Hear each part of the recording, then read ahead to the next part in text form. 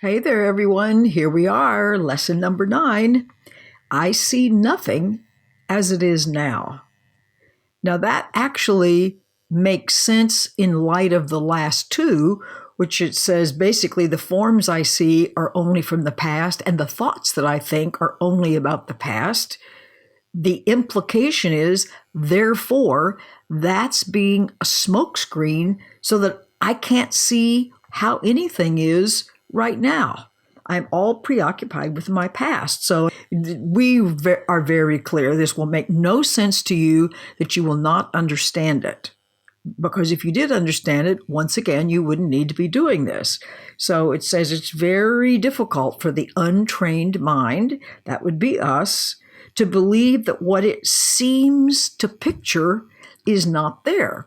However, this is where we meet up with the quantum physics people who say that reality is formless, it has many properties, but that what we see and experience and what makes up our world happens, you might say, in our own minds. That's why there is no objective world. We'll get to this quite a far distance from now, because each one of us live in a world, quote unquote, that's specific to us, because it's our thoughts, our forms, everything else is what we see.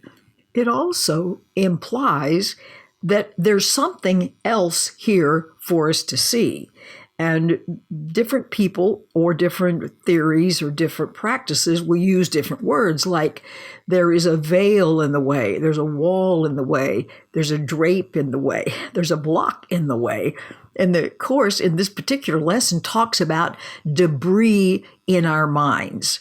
So the thought that comes into my mind is like hoarders, where the houses are so filled with stuff that you have no idea what the house actually looks like. So this is, you might say, we're hoarders of past ideas and past thoughts, although we haven't realized that's what they were. And so we're now asked to let go of all of the stuff that's stacked up in our house so we can finally see what this house actually looks like. You can't even recognize it when it's all stacked up with stuff like this. So the lessons that we're asked to do today are the usual 3 or 4, a minute or 2. And again, you just look around you and apply this idea indiscriminately. That is always the key. Don't make some things more or less important than others. So you're just going to look and say, I don't see this typewriter as it is now. I don't see this wall as it is now. I don't see this foot as it is now. And you start with these things close to you, depending, again, whether you're outside in an office building, in your house, or whatever. And then you look further away, whether that's further down the hall, out the window, down the block, whatever it is. But the important part is just whatever your eyes alight on. Whether you think they're important or unimportant is entirely beside the point. Include anything that you happen to see.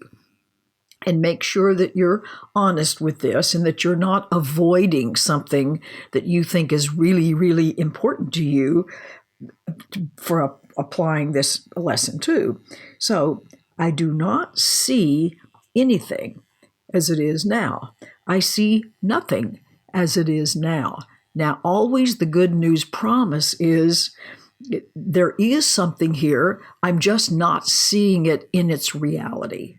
Well, that's very exciting to think, you mean there's a reality here right as I live and breathe, and I just haven't had access to it because of all my hoarding? And the answer is yes, that's right. So we're going to get rid of what we have hoarded and kept and paid attention to that's in the way. Alrighty, I hope that you practice. Forget about trying to understand. This is not about understanding. Just put your attention on the words as you look around.